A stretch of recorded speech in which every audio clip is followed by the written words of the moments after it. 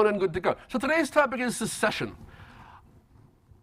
It's interesting. Ordinarily, this is not a topic that gets a lot of attention.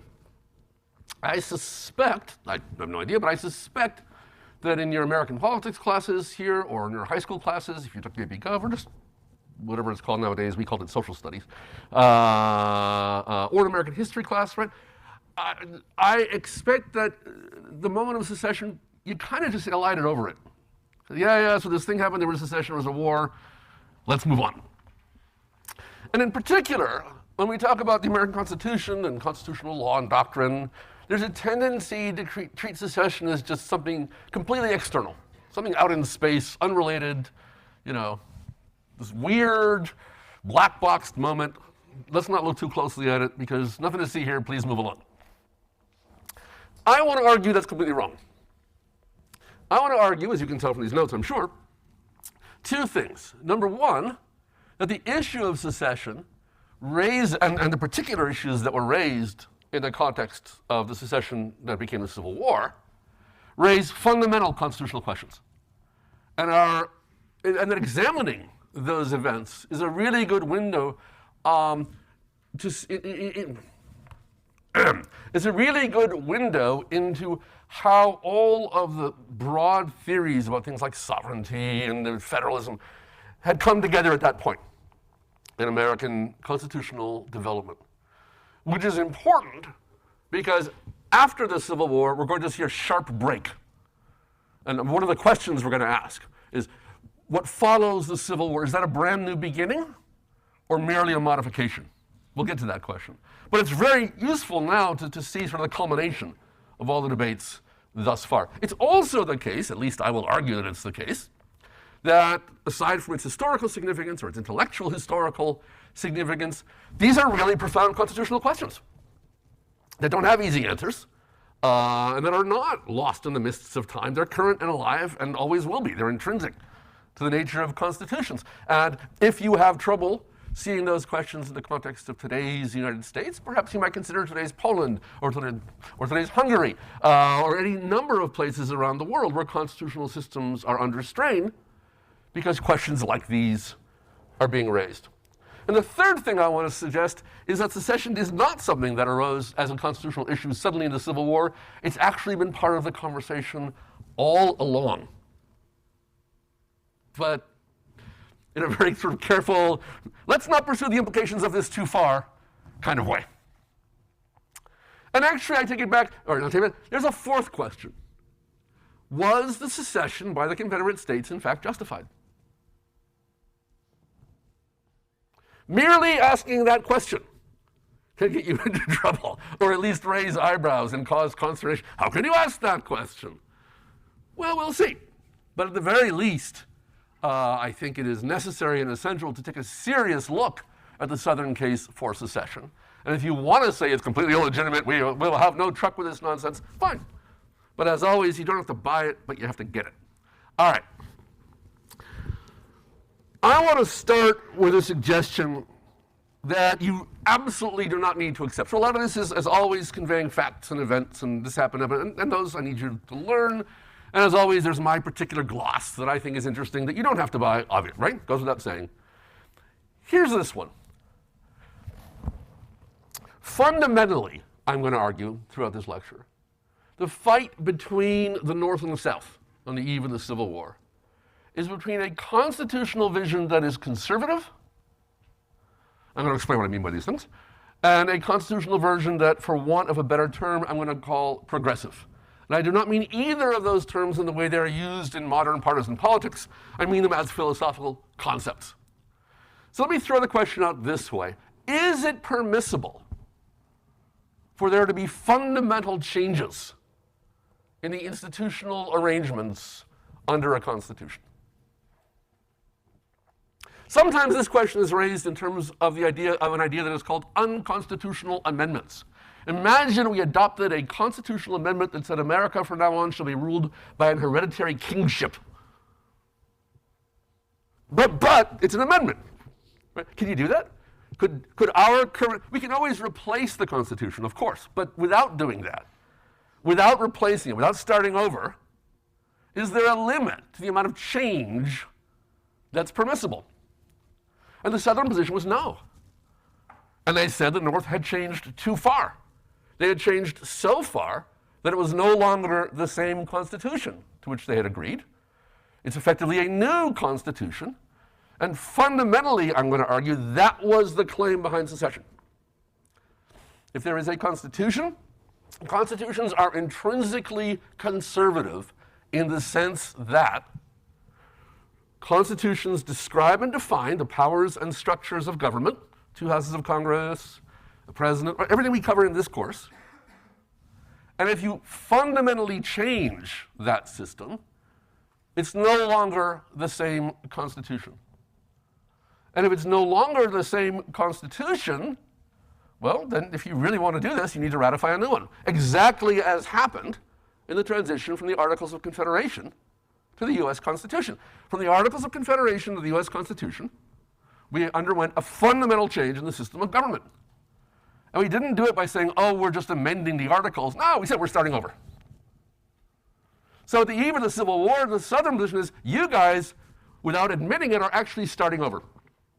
You're imposing a new Constitution, one that is different, fundamentally different from the existing one, and that's contrary to the nature of constitutionalism. The Northern position was different. The Northern position was that a Constitution is a framework within which we, the people, can change and evolve and progress and improve. Improvement was the key term here. So think about the Jacksonian era, where on the one hand you had the Whigs saying, we need new things called corporations, new legal forms, new banking forms, new economic forms, in order to have economic progress and do new, different things. And we need new powers to the national government, not seen before. And we need a new relationship between the federal government and the states in order to have all of this progress. And the Jacksonian Democrats responded, no, no, no, this is all new and radical. Right? We don't want something new and radical. The point of a constitution is to prevent radical change. That's why it's higher law. You can't just go to Congress and by a simple majority of Congress redefine the system of government. The technical term is entrenchment. That is the idea that a constitution is more difficult to amend than an ordinary law. The term for that is the Constitution is entrenched. It's hard to change. And the reason it's hard to change is you don't want, goes the argument, you don't want fundamental changes to occur within that's the point of a constitution.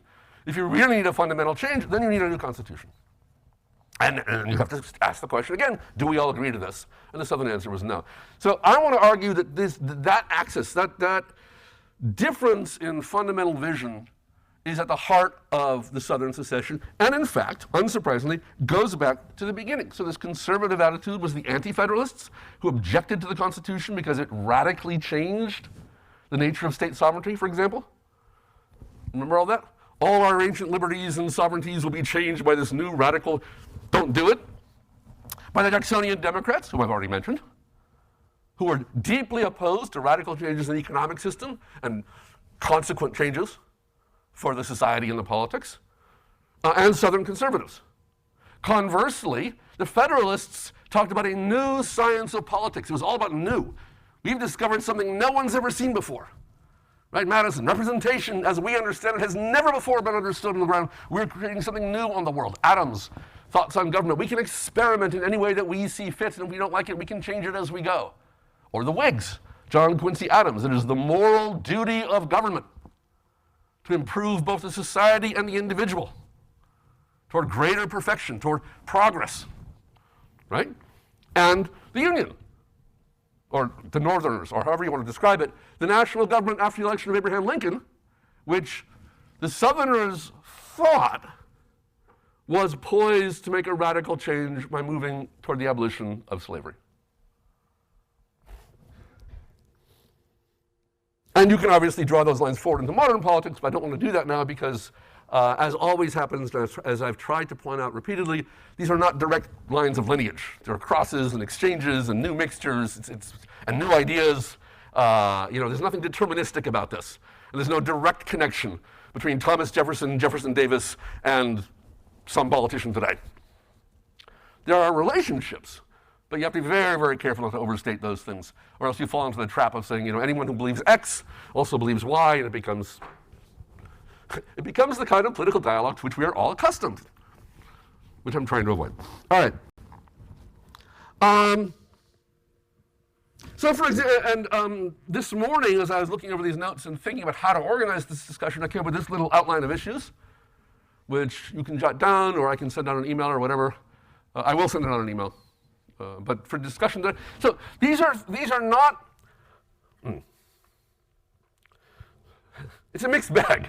This is the organization of a lecture, but it's also a bunch of topics I want you to just keep your eyes out for, or your ears open for, even though it may not be organized in exactly that way. So first, was the American Revolution a secession?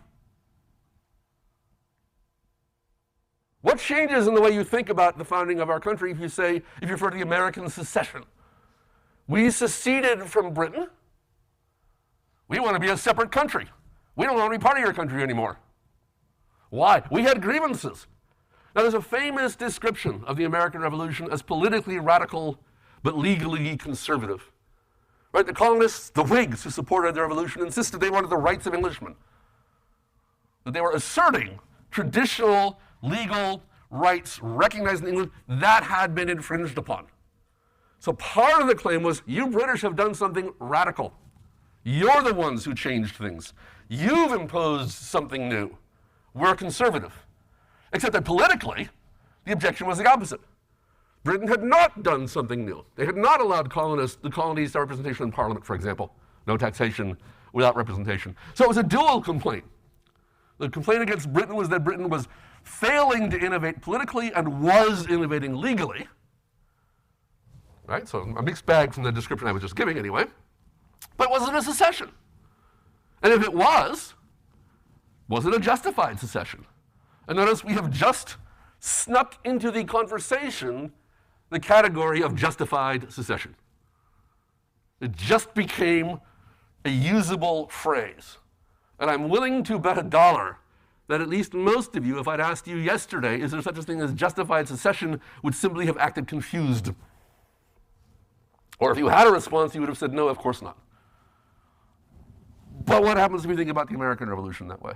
And I'm not going to review any more of the American Revolution, but think back to the lectures and the time we spent talking about it and what led to it and what followed it. You can, if you want, describe that as a secession. You can also not. You can also say no, given the absence of representation of the colonies in the Parliament, given the absence of any direct participation of people living in North America in the process of their own governance. It was not a secession, it was a colony becoming independent. You can say it was the first colonial revolution, which is how we usually tell the story. But you could tell the story differently. The Tories did. The Tories thought it was secession. They said, this is civil war, this is treason. There's a famous line of Harrington, treason never prospers. What's the reason? For if it prospers, none dare call it treason. Whereas the musical 1776 has Benjamin Franklin saying, don't you know it is only in the third person? Oh, I'm sorry. Don't you know rebellion is never illegal in the first person, our rebellion. It is only in the third person, their rebellion, that it is illegal. If you haven't watched 1776, you should. I genuinely mean that, as a matter of education as well as entertainment. So, Texas. Here's another case during the presidency of Polk. I give you a long italicized description. I don't want to bother reviewing it. I stuck it in there because it's not in the book, and I think it's an incredible story, and one you should know. And by the way, let me be upfront and say, I have a hidden project here. One of my hidden projects here is sort of myth busting. I have spent time in Texas and spoken with people from that region of the country, and none of them were aware that Texas left Mexico over the issue of slavery. Similarly, I run constantly into people and see people speaking publicly who say, no, the Civil War wasn't about slavery. It was about states' rights or tariffs or sovereignty. And so there's going to be some repetition here because I am not going to rest until I've hammered spikes through the hearts of those two particular vampiric, nearly unkillable theories. The lost cause theory, by the way, was a deliberate invention after the Civil War by Southerners trying to rewrite what had happened. So I gave you this long story about Mexico, but what's interesting about it is a couple things. Number one, right, so the Mexican-American War happens, back up, 1835, Santa Anna takes over. He's kind of a liberal figure, but he quickly becomes an autocrat. Revolutions often go this way. He's so autocratic that 3 different provinces of Mexico secede or declare themselves in secession. The province of Rio Grande, the province of Texas, and the province of Guadalupe. Texas in particular already has a very special status. They don't pay taxes. They're allowed to have slavery, even though the rest of Mexico has already abolished slavery, and they're allowed to have unlimited immigration from the rest of North America into and out of Texas. So they're a very privileged province already, but the Texicans, as they were called, are concerned that Mexico is going to remove those privileges. And in particular, that Mexico might move to extend its abolition of slavery to Texas itself. And that's why Texas revolts, because when Santa Anna takes over, that threat becomes real. There's been a new guy is in power, and we don't trust this new guy to stick to the old arrangements, and so Texas secedes. There's a war between these 3 provinces in Mexico. Texas becomes independent. Texas is then annexed into the United States. Mexico doesn't really resist that annexation, but it disputes the border. There's 2 rivers, one north of the other, and the question is, where does the United States end and where does Mexico begin? And the Mexican-American War is over the territory in between those 2 rivers. Everybody following this story? It's a little complicated, but not too bad. Usually when we talk about this story, and we probably should have, honestly, it's in terms of executive power. Because as president, Polk sends troops to occupy the territory between the 2 rivers and seize it from Mexico without authorization from Congress. And so usually when we talk about this war, we talk about, oh, did he have the authority to do that? Is that part of the president's authority as commander-in-chief, war powers, and all that stuff? But you can also ask a different question. Was Texas's secession from Mexico legitimate in the first place? And does it matter? Supposing you were persuaded, however, for whatever reasons, that Texas's secession from Mexico is illegitimate, would that be a reason not to accept Texas's application to become a state?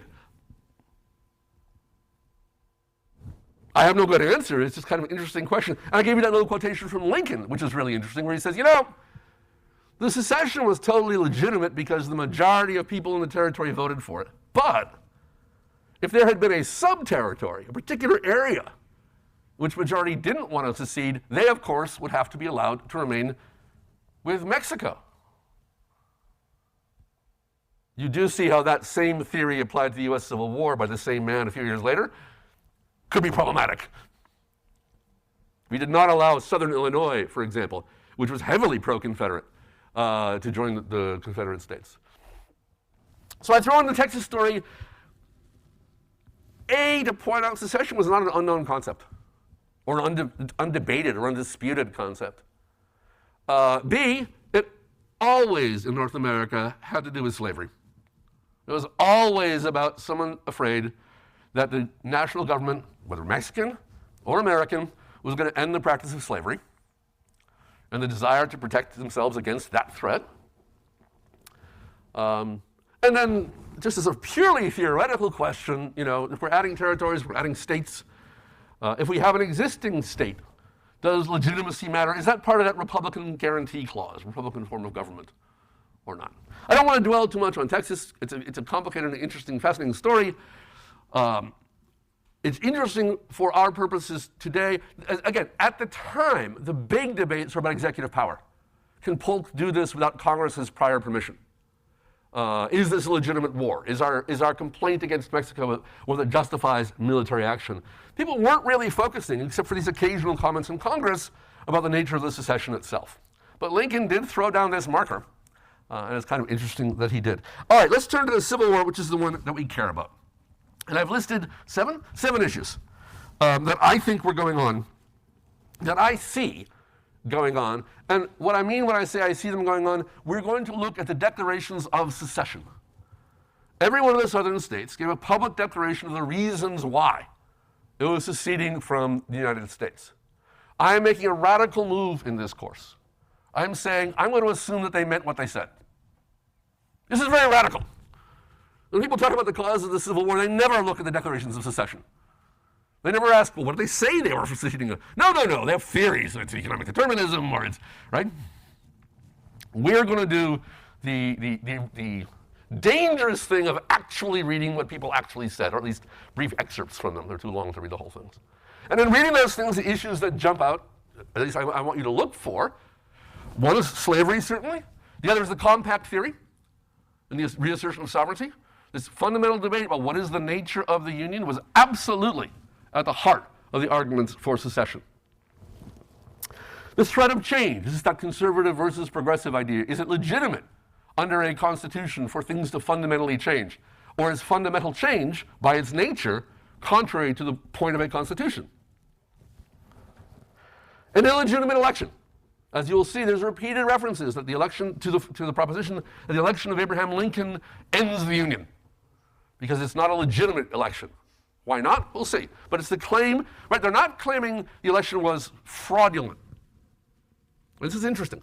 The claim is not that the election was illegitimate because there was like voter fraud, for example, the kind of claims we hear nowadays. The claim was that the election was illegitimate because its outcome is unacceptable and contrary to the spirit of the Constitution. Specific grievances, and particularly the Fugitive Slave Act, discussed in Prigg, and the status of slavery in the territories, discussed in Dredd. Prigg and Dredd between them absolutely lay the groundwork for a core element of the case for secession by the southern states. And then two different natural law claims. One, religion, or I'm using the word religion, metaphysics, God. God intends the black race to be subordinate to the white race. But then a very different argument on the same point, and I'm using the kind of modern word science, although by 1860, that's a known word. The word scientist is coined in 1841. Think about that. Before the 1840s, the idea of someone whose major occupation was the study of natural sciences did not exist. At universities, professors would have chairs in things like geology, theology, and mathematics. That's a real one, William Poole. There's a whole story to be told about that bit of intellectual history, but for now, take it as a provocative little footnote.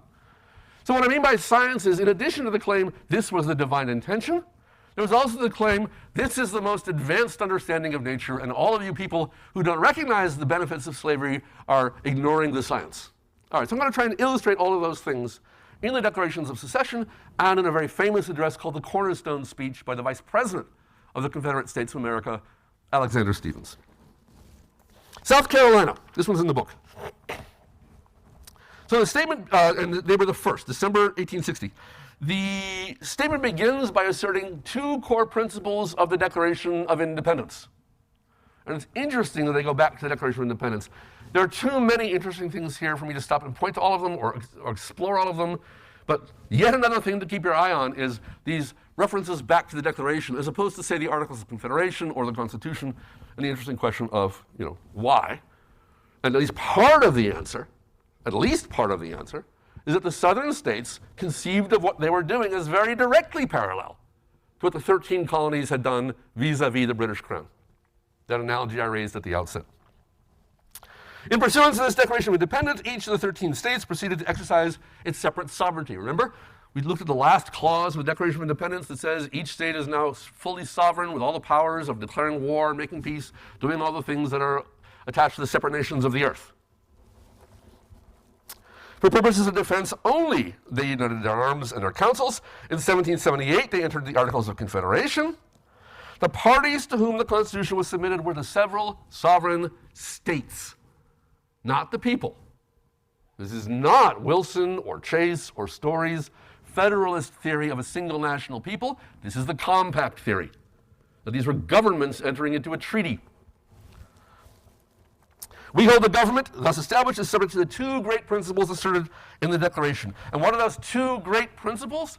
It's hard to tell from this little excerpt in your notes, but if you look in the book, it's very clear. One, that states are sovereign. They're sovereign countries forming a treaty, the compact theory. And two, that if government becomes injurious of the ends for which it is established, it is the right and prerogative of these sovereign states to abolish it. The right of revolution, asserted by the colonists against the crown. So South Carolina says there's two principles that go all the way back to the Declaration of Independence. One, we are a sovereign country. And two, if we don't like, that's not fair, we don't like. If the national government is not serving the purposes for which it was created, it is our legitimate right to end it. Now, the Declaration of Independence, as you'll recall, after setting out a series of broad principles, had a very particular set of grievances. And I call it really legalistic sounding grievances. The king has done this, he has done that, he's multiplied bureaucratic offices, he's failed to pass laws, he hasn't protected us against Indian attacks, he's prevented immigration. Remember all the different, long list of particular grievances. So the first is the flowery philosophical language, then there's boom, boom, boom, very specific. And these guys too have specific grievances. And their first one is the northern states are not fulfilling their obligations under the Fugitive Slave Act. We assert that 14 of the states have deliberately refused for years to fulfill their constitutional obligation. And we refer to their own statutes for the proof. That is, states were passing statutes, as we saw in Prig, making it difficult for slave catchers to operate freely.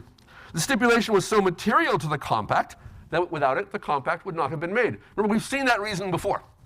The southern states would never have agreed to the Constitution if they thought that the northern states wouldn't cooperate in catching slaves and returning them. Don't forget, there's a fugitive slave clause in the Constitution, as well as a federal statute called the Fugitive Slave Act. That's why I was careful to distinguish those two. We never would have entered this Constitution if we thought there was a danger of our property escaping. Thus, the constituted compact has been deliberately broken and disregarded by the non-slaveholding states. And the consequence follows that South Carolina is released from her obligation.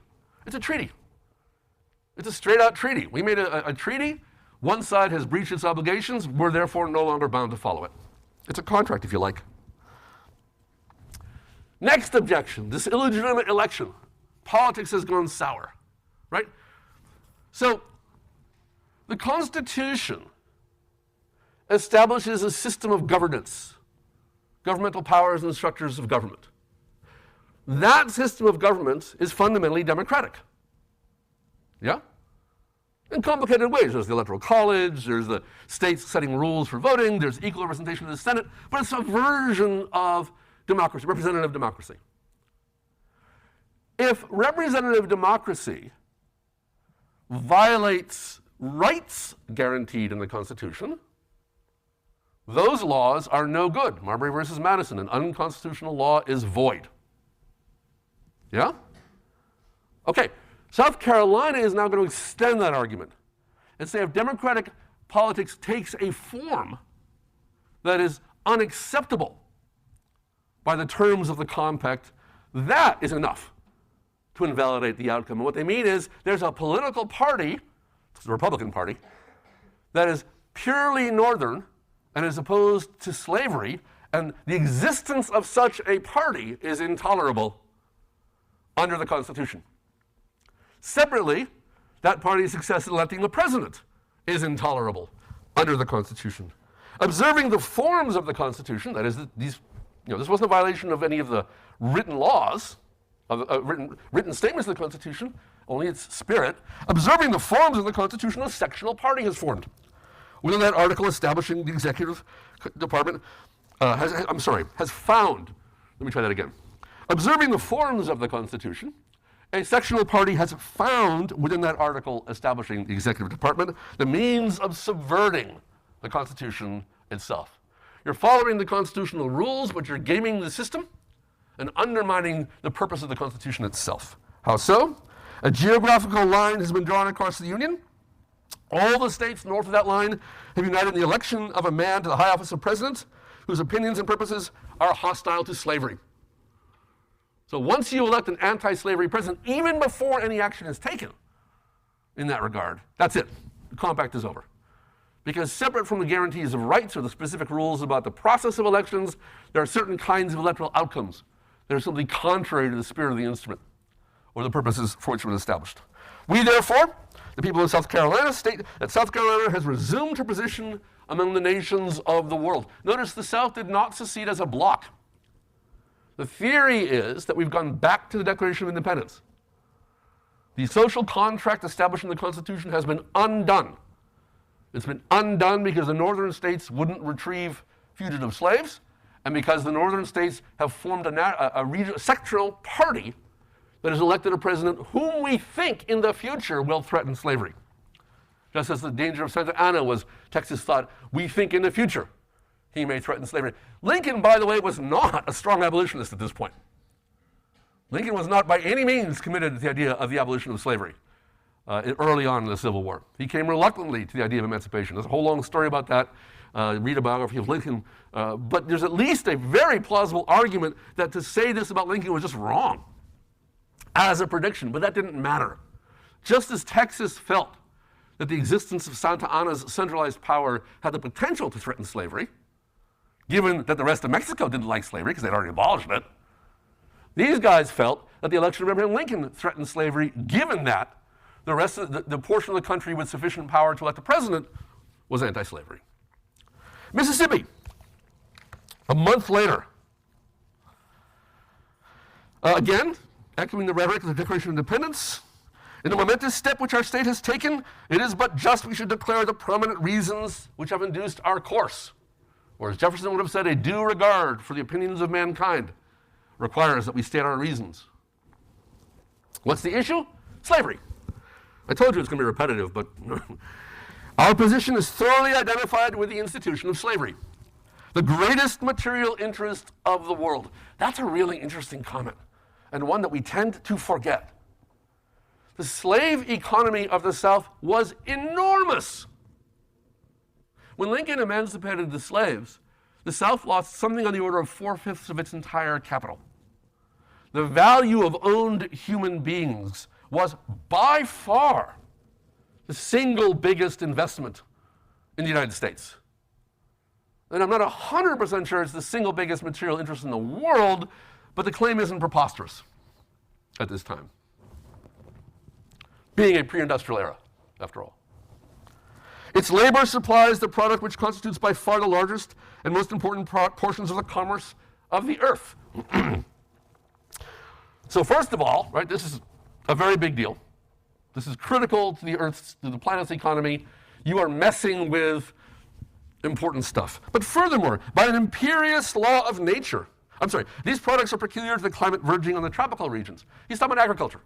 You want to grow sugarcane, you want to grow cotton, you want to grow indigo. All of those crops grow in the equatorial belt. And of course, by an imperious law of nature, none but the black race can bear exposure to the tropical sun. If you don't have black slaves doing this work, it won't be done, and all this economic benefit will be lost. These products are a part of the necessities of the world. A blow at slavery is a blow at commerce and civilization.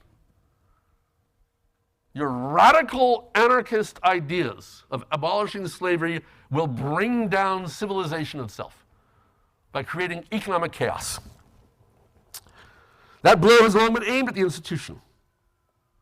There was no choice left us but submission to the mandates of abolition or dissolution of the Union, whose principles had been subverted to work our ruin. Again, that idea of you follow the rules, but you game the system and you're using the Constitution against its fundamental purposes. Georgia, 3 weeks later, 29th of January, 1861. If these all sound the same, there's a reason. They read each other's declarations and were inspired by them and communicated. This wasn't done in secret or anything, obviously. So Georgia starts again with its list of grievances, and the grievances are that the non-slaveholding states are not maintaining their obligations to the slaveholding states. But we begin with that declaration of principles. The people of Georgia having dissolved their political connection with the government of the United States, when it becomes necessary for one people to dissolve the political bonds which have hitherto bound it to another. You guys recognize that phrase, right? To me. Every so often I get nervous. Present to their confederates and the world the causes which have led to the separation. Right, here it is, Declaration of Causes.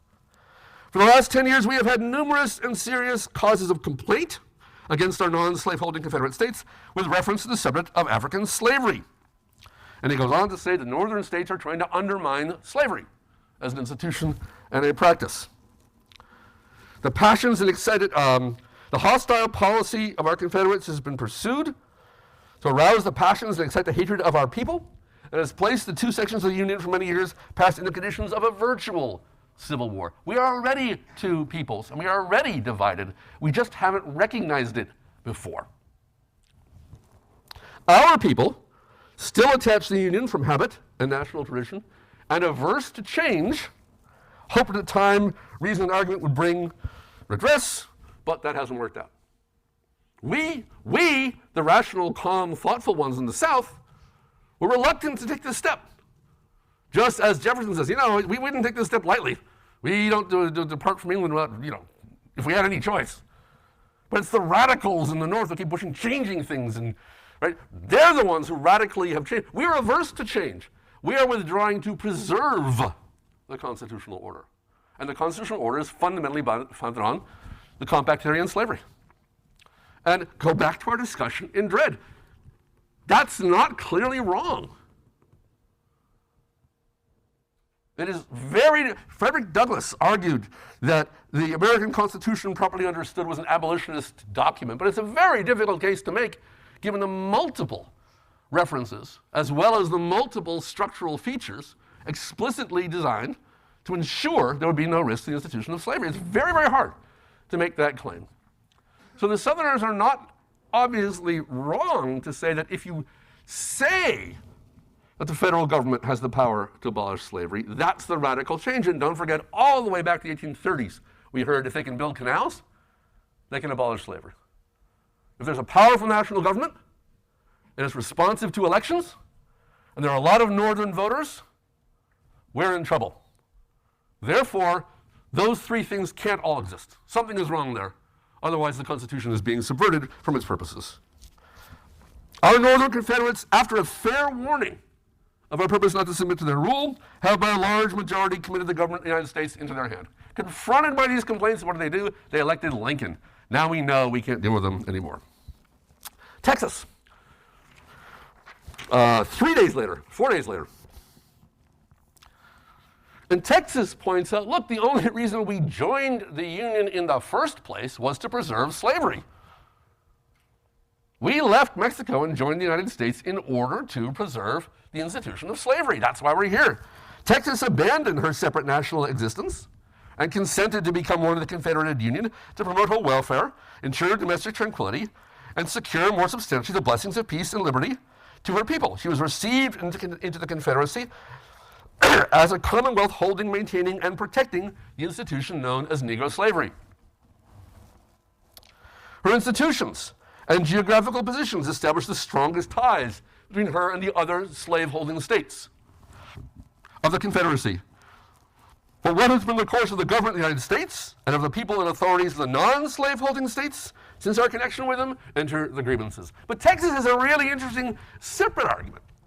Right? The other southern states say, look, we would never have joined with the Constitution if we thought it threatened slavery. Fair point. Or at least discussable, right? In the case of Texas, it's explicit. Texas seceded from Mexico because they feared Mexico was going to end slavery. They joined the Union to be safer against that threat, and they joined as a slave state. So Texas has an argument that in some ways is separate from all the arguments of the other southern states, right? This isn't buried in the mists of history. We only did this 30 years ago. Living memory. In living memory, we became a U.S. state for the purpose of preserving slavery, and now we see that threatened. That undermines our purpose in joining the United States. Furthermore, as I just read to you, we have natural ties to the other slaveholding states. We have become two peoples. There's a natural affinity between states that practice slavery. By implication, there's a natural affinity among states that don't. I mean, just all these references to the non-slaveholding states acting in concert, right? It isn't the idea that independently Massachusetts and New Hampshire each did something. No, it's clearly the northern states are doing things. They're not carrying out their obligations, and so on. What are the grievances? Territories. Dred Scott. The controlling majority of the federal government has so administered the territories as to exclude the citizens of the southern states unless under odious and unconstitutional restrictions. Property rights. Right? This is what Taney said. The Missouri Compromise of 1820 that declared some states are slave, but some states are free. Some territories are slave and some territories are free, meant that in those territories, the protection of private property rights guaranteed by state law is vulnerable. Taney said that makes it unconstitutional. These guys are just picking up Taney's argument and reciting it.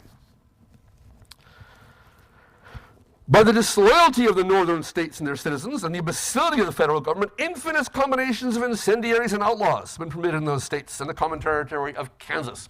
If you know Bleeding Kansas, is that a phrase you're familiar with from the days before the Civil War and the Kansas-Nebraska Act of 1850? So one argument is the federal government is not protecting our rights. First of all, it established free territories, and that's unconstitutional. Secondly, and this is also a complaint against the Crown, don't forget, failure to protect against Indian attacks. The federal government is not protecting slaveholders against these radicals, these violent radicals. And that's a failure of the obligations of the national government. Third, the federal government is also not protecting us against Indians. The federal government has for years almost entirely failed to protect the lives and property of the people of Texas against the Indian savages of our borders. So first, the issue of slavery generally.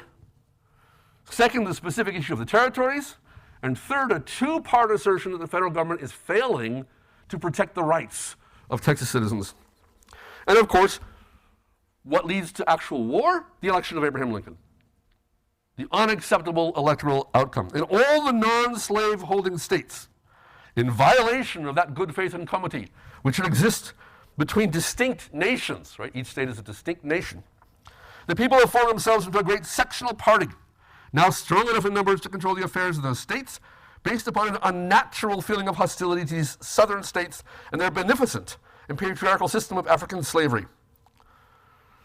They have proclaimed the debased doctrine of equality of all men, irrespective of race or color, a doctrine at war with nature, in opposition to the experience of mankind, and in violation of the plainest revelations of divine law.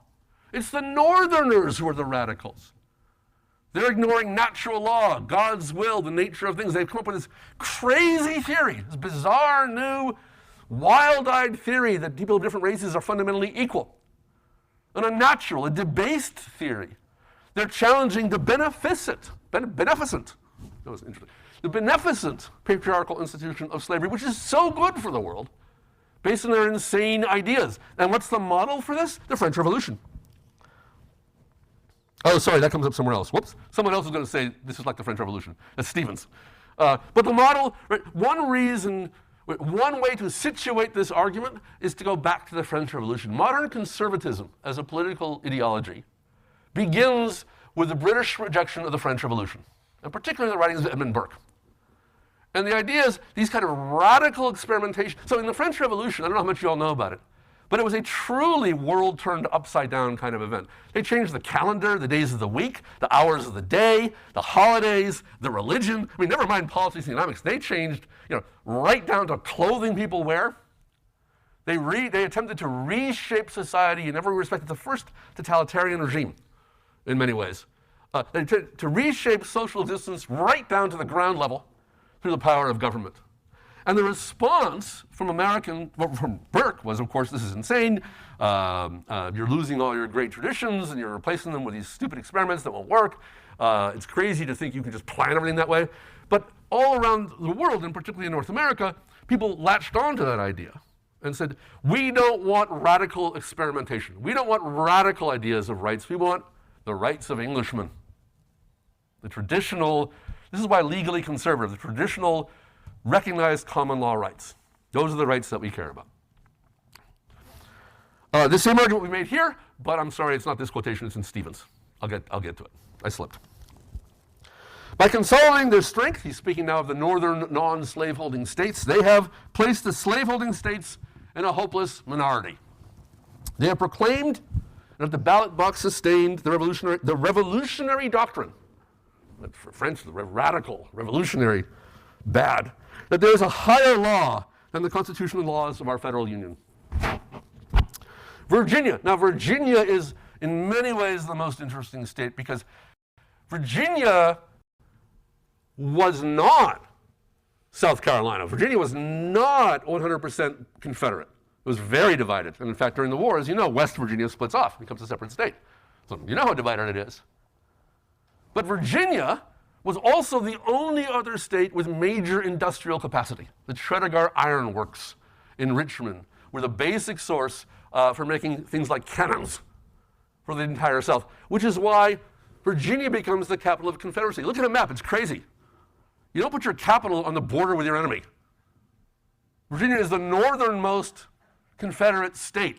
If you want to make it difficult for the Union to conquer your Confederacy, put your capital in, Florida, or at least South Carolina or Georgia. Make them cross 1,000 miles before they get there. But in order to bring Virginia into the Confederacy, the other Confederate states had to make it the capital and thereby secure their access to industrial production. It's a really interesting story of how this all set up. But so Virginia is also the biggest, the richest, the oldest, home of Jefferson, home of Madison, home of Washington.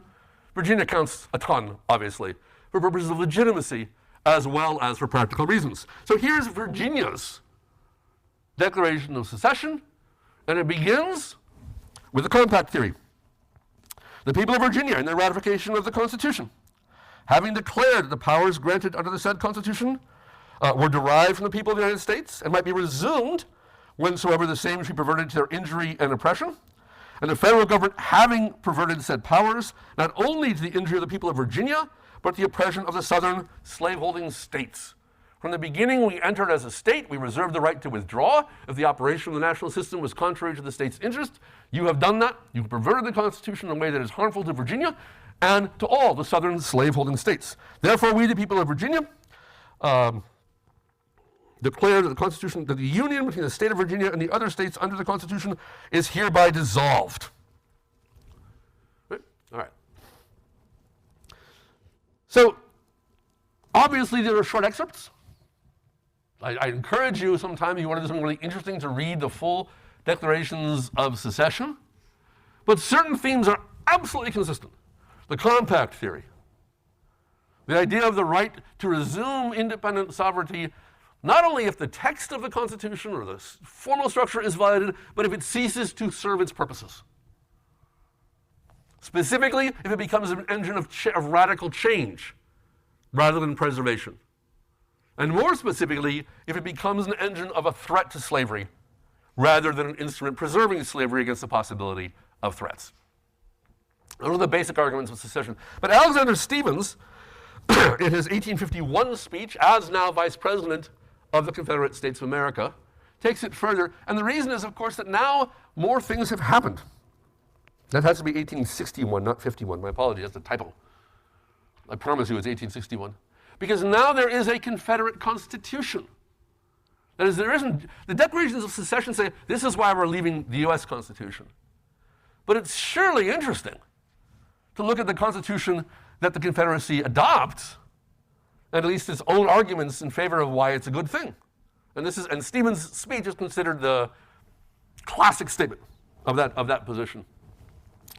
And Stephens begins by focusing on exactly that thing I said about the Declaration of Independence. It's legally conservative. We are preserving rights and liberties that the radicals, the North or King George in the Parliament, right, that the radicals are threatening.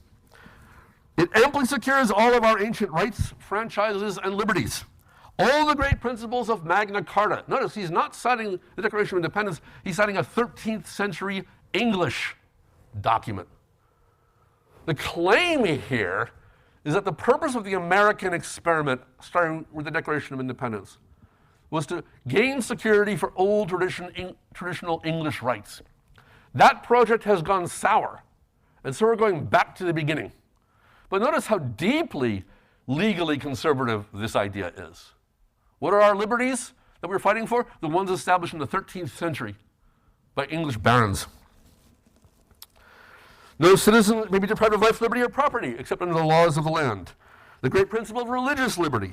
All the essentials of the old Constitution, which have endeared it to the hearts of the American people, have been preserved and perpetuated. So we're the ones preserving the U.S. Constitution.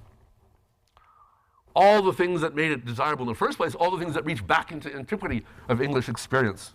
But then he goes on to say the other advantages, and listen to how much this echoes the political debates that we saw, the constitutional political debates, during the Jacksonian era. For example, he says there will be no class legislation in our system. Our national government will not be empowered to create class legislation. The question of building up class interests or fostering one branch of industry to the prejudice of another under the exercise of the revenue power, which gave so much trouble under the old Constitution, is put at rest forever under the new. See, we've solved this problem. We've solved this economic preference problem. In addition, there will be no more of this internal improvements nonsense. No more of the national government making internal improvements. Local governments can impose taxes to make local improvements if they want, but that's just not a national question. And this idea that the Commerce Clause gave Congress a role in the national economy, that was a desperate error, and we're correcting it. Again, the subject of internal improvements under the power of Congress to regulate commerce is put at rest under our system. We of the South, generally apart from considerations of constitutional principles, oppose this exercise upon grounds of its inexpediency and injustice. What justice was there in taking this money which our people paid into the common treasury and applying it to the improvement of rivers and harbors elsewhere? Notice that economic localism is a core claim here. What's being rejected is the idea that there is a national economy, that making improvements to harbors in New York could benefit commerce in Virginia. Or building, let's take a modern example, interstate highways, could benefit people who aren't living next to one of the highways. It's, along with everything else, one of the emerging intellectual divides is between this idea that everything that is significant is local, go back to the Anti-Federalists, and the idea that there are common national interests, John Quincy Adams, and the American system. That's one of the divisions between these two great strains that I'm calling conservative and progressive, small c, small p, conservative and progressive. The Federalists, Whigs, Republicans on the one hand, the Anti-Federalists, Jacksonian Democrats, and Southern Democrats on the other. One of the big differences is not only national power, but the question of whether there are national interests, which is an empirical question. I mean, answering that question one way or the other, is that a constitutional issue? Is there a legitimate interest in something called the national economy, or are all economic interests by their nature local? If all economic interests are by their nature local, then using resources for national purposes is theft. Not literally, not illegal theft, but it's taking, money from one group to benefit others. If there exists a thing called the national economy, then collecting money from everyone for the sake of the national good is perfectly legitimate. It serves the public good. Res publica. Where is the public good? Is there a national public good or only a local one?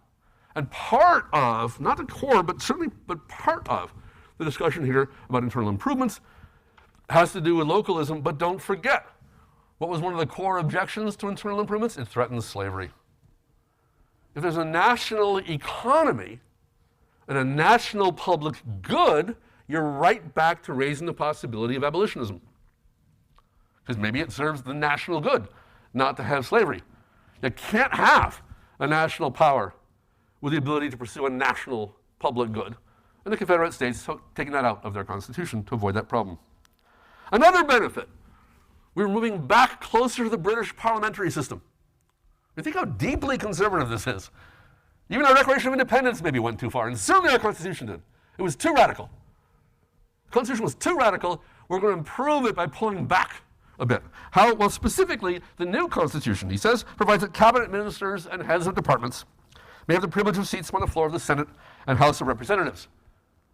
Why is that important? That sounds really boring and dry and technical. Whether sitting members of the government can also simultaneously be in the legislature? But from a separation of powers perspective, that's absolutely core. Is there a separation between the executive and the legislature? And he wants to say there shouldn't be.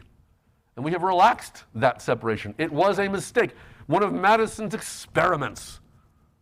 One of those radical experiments. And we're going to undo it. I should have preferred that the provision should have gone further and required the president to select his constitutional advisors from the Senate and House. That would have conformed entirely to this practice in the British Parliament, which in my judgment is one of the wisest provisions in the British Constitution. Right? In the UK, a member of Parliament becomes Prime Minister, the leader of the winning party. He then forms a government out of members of Parliament. What we call the government, the executive branch of the government, is not separate from Parliament, it's in Parliament. With the extraordinary possibility, as we saw not long ago, that a party can dislodge a prime minister without even losing his majority, just because he loses the confidence of the party.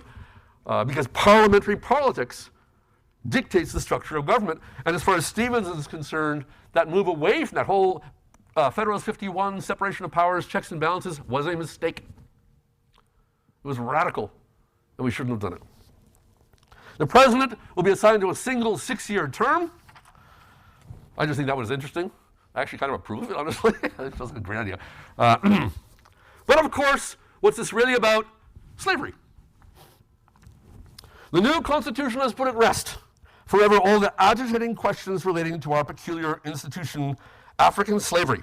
Oh, institution, period. African slavery as it exists among us, the proper... I'm missing either a period or a word. I'll just read it as written and I'll fix it next time. Sorry about this. There's some sort of grammatical glitch here. The new Constitution has put at rest forever all the agitating questions relating to our peculiar institution, African slavery, as it exists among us, the proper status of the Negro in our form of civilization. This was the immediate cause of the late rupture and present revolution. Stevens is under no illusions of what the Civil War is about. It's about slavery. That's why we seceded. That's why we formed a new government. But he takes us all the way back to Jefferson and the Declaration of Independence. He says the Declaration of Independence was a mistake. It was too radical. Jefferson and his forecast had anticipated this as the rock upon which the old Union would split. He was right. But whether he fully comprehended the great truth upon which that rock stood may be doubted. The prevailing ideas entertained by him and most of the leading statesmen of the time were that the enslavement of the African was in violation of the laws of nature. Right? Jefferson, at least rhetorically, we can discuss his hypocrisy later, but rhetorically, and in the Declaration of Independence in particular, says that the practice of slavery is contrary to the laws of God and men, contrary to natural law. This, says Stevens, was nonsense. Those ideas, however, were fundamentally wrong. They rested upon the equality of races. That was an error. It was a sandy foundation, and a government built upon it fell when the storm came and the wind blew. So what is the correct understanding, and what role does this correct understanding in the new Confederate Constitution? And the answer is the Confederate Constitution, the existence of the Confederacy, is fundamentally based on racial inequality. Our new government is founded upon exactly the opposite idea. Its foundations are laid, its cornerstone rests upon the great truth that the Negro is not equal to the white man. This, our new government, is the first in the history of the world based upon the great physical, philosophical, and moral truth. Notice how he's turning Madison around. Madison said, we're the first ones to understand equality representation. No, says Stevens. We're the first ones to understand the deep truth that race-based slavery is fundamental to civilization. And it has to be race-based slavery. Why? So this is the new science of politics. It is the first government ever instituted upon principles in strict conformity to nature and the ordination of providence, religious and sort of scientific appeal to natural law. Many governments have been founded upon the principle of subordination and serfdom of certain classes. There's always been inequality, there's always been slavery, but all the previous versions were wrong because they weren't based on race. Subordination and serfdom of certain classes of the same race. Such were and are in violation of the laws of nature. It is against the laws of nature to enslave white people. It is required by the laws of nature to enslave black people. Our system commits no such violation with us. All the white race, however high or low, are equal in the eye of the law. Not so with the Negro. Subordination is his place. He by nature, or by the curse against Canaan, a biblical reference. I won't bother, but there's one of the many religious claims in support of slavery is that it goes all the way back to the Hebrew Bible. There was actually, in the 1850s, a new version of the Bible produced in the South which altered the book of Genesis to say that the creation of man was in two stages, one for white people and one for black people. It's called the dual creation theory, and the authors argued that the creation of the original Old Testament had made an error by failing to recognize that there had been separate acts of creation. There were religious arguments on both sides. But that reference, the curse of Canaan, is just a reference to that existence of a whole body of religious arguments. There were also pseudoscientific arguments, sizes of skulls, and purporting to find physical evidence for the natural inequality of the races. There was or economic arguments. There was a fully developed literature in favor of explaining why slavery was a good thing, just as there was a fully developed literature, popular in the North, explaining why slavery was a bad thing. He by nature or the curse against Canaan is fitted for that condition which he occupies in our system. And indeed, says Stevens, look at the Confederate States we've created. Look how wonderful the members of our government are. We truly have achieved that goal of having as our representatives the best and most virtuous among us. Wisdom, prudence, and patriotism have marked every step of our progress thus far. Of the men I met in the Congress at Montgomery, Alabama, I may be pardoned for saying this, an abler, wiser, and more conservative, deliberate, determined, resolute, and patriotic body of men I have never met in my life. Here's that reference to France I was trying to talk about. So the thread here, or a key thread certainly, has been, look, we're not trying to change anything. We're preserving the old Constitution's values. We're correcting some errors, moving a little more toward parliamentarianism, back toward the old British model, because we were too radical. The new science of politics, the experimentation went too far. We're narrowing the range of rights, those in Magna Carta, because we went too far, we were too radical. Radicalism is the danger. And what's the great example of this? The French Revolution. Intelligence will not do without virtue. France was a nation of philosophers. These philosophers became Jacobins, right? The terror. If you try and rule by theory, by wild, radical ideas, you'll become the French Revolution's terror and the guillotine. The security of rights and true liberty and property is a conservative preservation of the existing order and recognizing the natural differences, starting with the differences between the races and the practice of slavery. And again, he comes back to the compact theory, and he proposes that if you accept the compact theory, there's an easy solution to the North, for the North. Simply accept secession. Stop complaining. This is a contract, and the parties can dissolve the contract. What's the big deal? As the admission of states by Congress under the Constitution was an act of legislation, notice that word. Each state's government enacted a law exactly in the way a treaty is done. Now, that's not true. That's not what happened. Each state, in fact, formed a ratifying convention separate from its legislature. But the story is being, retold slightly, in order to strengthen that notion that this was a compact among governments. The admission of states by Congress under the Constitution was an act of legislation in the nature of a contract or compact between the states. Should not this contract or compact be regarded as of like character with all other civil contracts, liable to be rescinded by the mutual agreement of the parties? Why cannot the whole question be settled, if the North desire peace, simply by the Congress in both branches, with the concurrence of the presidents giving their consent to separation and recognition of our independence?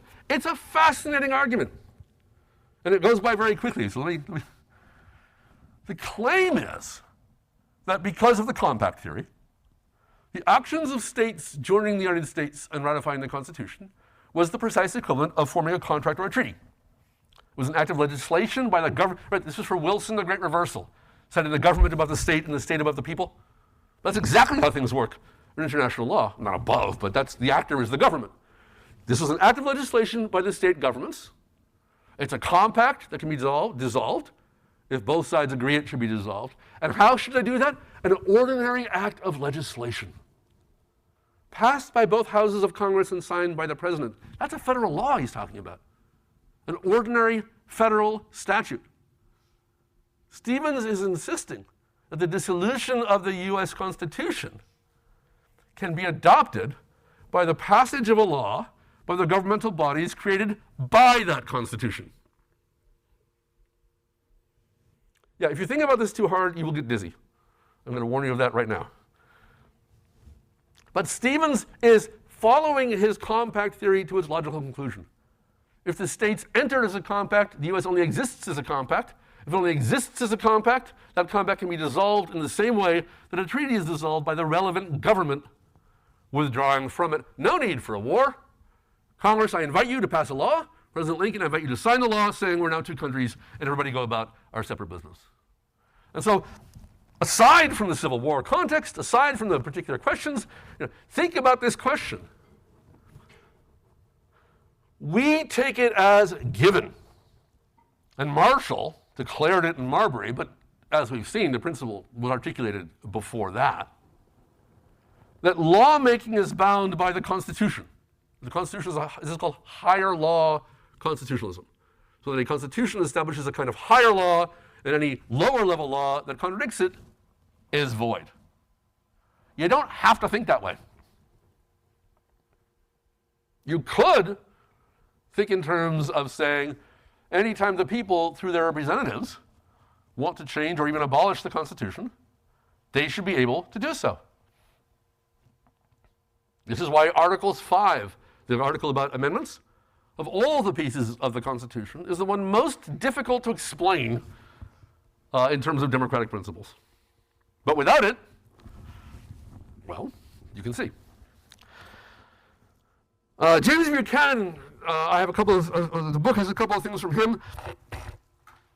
Just as a kind of an interesting character, often ranked as the worst president ever, or at least one of the top 3. He was very much pro-slavery, but he was actually anti-secession. He tried to thread a needle. He tried to take a position, I think the author's point in including him is that it was impossible. It's an impossible position. He wanted to say secession is always wrong. The national government has the right and authority to use force to preserve itself, but the national government does not have the authority to use force offensively. And the question is, what the hell does that mean? As it happens, the Confederates fired first on Fort Sumter, so that at least gave the justification for a military response, on the grounds that the military response that followed was defensive. The Southerners actually planned to seize a series of forts along the eastern seaboard and thereby to get control of Washington, D.C., and compel the Congress to accept secession. The idea is that would be a quick and bloodless victory. It didn't work out that way, as you know. But listen to Buchanan's position, and the reason to listen to it is only to recognize how utterly untenable it is. This makes no sense and it doesn't work. At least, I think that's the author's perspective, and if it is, I agree with him. If one of the states should declare her independence, your action cannot depend on the rightfulness of the cause. It doesn't matter what the grievances are. It doesn't matter what the statements of secession are. The national government has an obligation to resist secession. Remember, he's pro-slavery, but he's very anti-secession.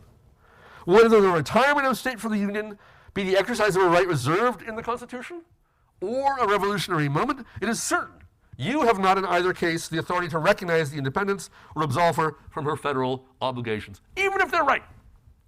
Even if they're right, that what they're doing is justified by the Constitution, the national government's obligation is to try and preserve itself.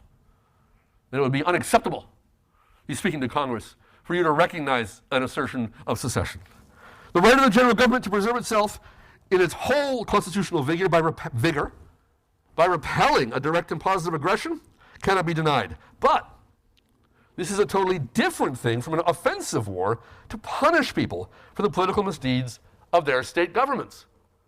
Don't punish the people for the acts of their governments. Notice how this buys into the compact theory. If this view be correct, then the Union must utterly perish at the moment where Congress shall arm one part of the people against another for any purpose beyond that of merely protecting the general government. So you can call up the militias and call up the Grand Army of the Potomac in order to repel the attacks on Washington, D.C., but you can't then go and invade the southern states in order to overthrow those governments. The question, of course, for Buchanan is, well, what can the national government do to preserve itself? And he has no answer. Lincoln, lest we forget how alien the language of the compact theory and state sovereignty and all this stuff we've been looking to, how alien that language was to the Federalist vision and to the Whig vision and now to the Republican vision, here's Lincoln to remind us. What is sovereignty in the political sense of the term? Would it be far wrong to define it as a political community without a political superior? Tested by this, no one of our states except Texas ever was a sovereignty. Well, why not? The states have their status in the Union. They have no other legal status. If they break from this, they can do so only against the law and by revolution. The Union is older than any of the states. It in fact created them as states. Originally, some dependent colonies made the Union, then the Union threw off their old dependence and made the states. What does he mean? You, uniquely, among students of the Constitution in my experience, will understand the answer. The Union is much older than the Constitution. It was formed, in fact, by the Articles of Association in 1774. You might wonder why I emphasized that document, because Lincoln emphasized that document. And the fact that we never think about it may be one reason we don't really understand Lincoln's argument, which in turn implies we might not be really understanding the Southern argument either. It was matured and continued by the Declaration of Independence in 1776.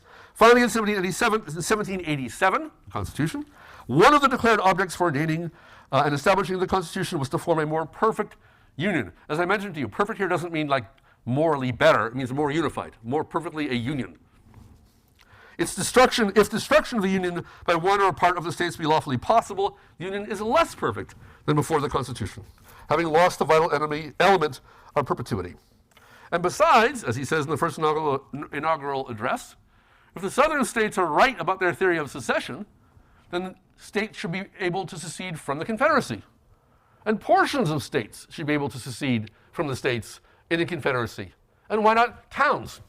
If the minority in such a case will secede rather than acquiesce, they make a precedent, which in turn will divide and ruin them. A minority of their own will secede from them whenever a majority refuses to be controlled by such minority.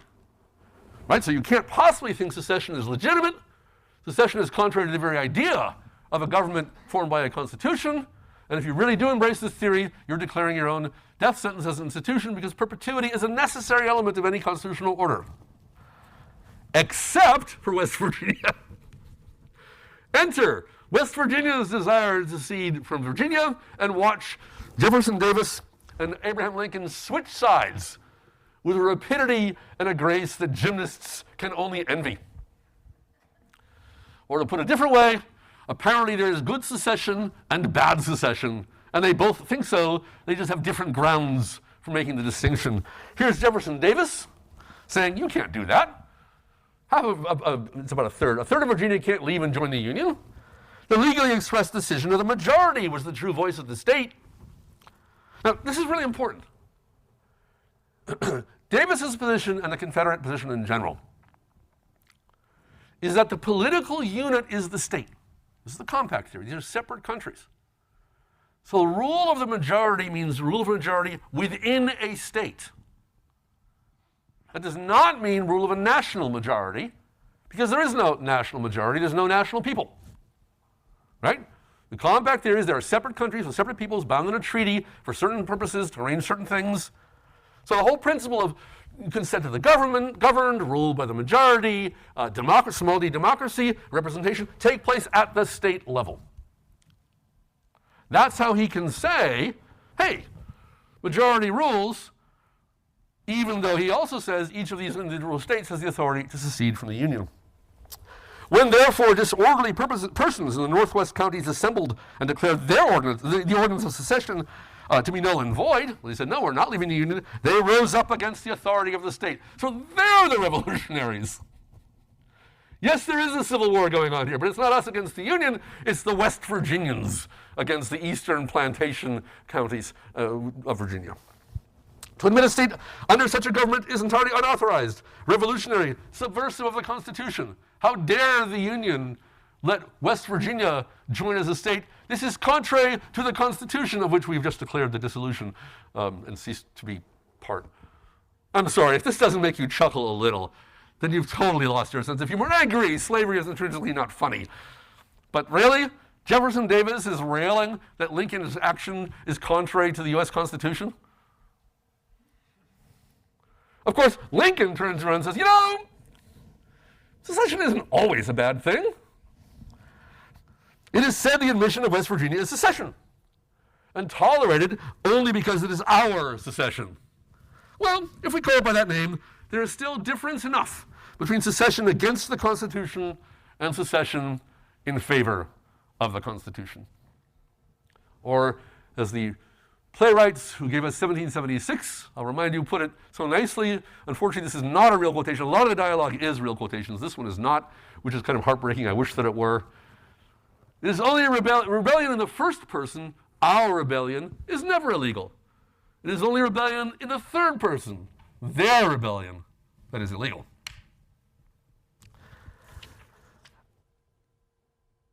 I want to reiterate what I started with and then I'll let you go. I think the constitutional questions raised by these debates over secession and these articles of secession are fundamental.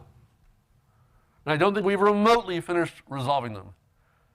What obligations do states have to uphold practices of other states of which they disapprove? Where does sovereignty lie, and what is the nature of the states as part of the national system? That one obviously persists, but that's part of what reached its head here. Slavery was the issue, but the question was, who will have authority over slavery? Is there an issue or set of issues that are as central to the social, political, and economic life of current states as slavery was to the South? If there are those the kind of divisions that politically lead to secession, but more interestingly from our perspective, that might constitutionally justify secession? Do you buy Lincoln's argument that secession can never be justified? At least under a constitution. I mean, as a mere physical historical fact, it's always possible to have a rebellion, but can never be justified. Or are we stuck in that cynical space of, well, the reason the Confederate secession wasn't justified is because they lost. It's whoever wins that gets to define what constitutes the legitimate outcome. I don't think it's an easy case at all. I'm quite certain of three things about this. Number one, absolutely and solely slavery was the issue. And every move from the 1830s onward by slave-owning states was to protect slavery against threats, real or perceived. Two, that fight over whether we are a nation or a compact among states goes back to the very beginning, and it's an irreducible difference. I think it has to, in my opinion, for whatever it's worth, it's one or the other. I don't think you can have it both ways, even though people to the present day still try to have it both ways, or to assert one theory or the other. All opinions are on the table these days. And three, as we'll see next time, Lincoln's position can be understood as a kind of assertion of emergency. If the survival of the Union is threatened, should we be concerned about the niceties of the Constitution, or who's right, or if there is a legitimate argument for our enemies? Or when the survival of the Union is threatened, is it our obligation to do whatever is necessary to preserve its survival? Next time we'll talk about actions Lincoln took during the Civil War, and that question is right at the forefront.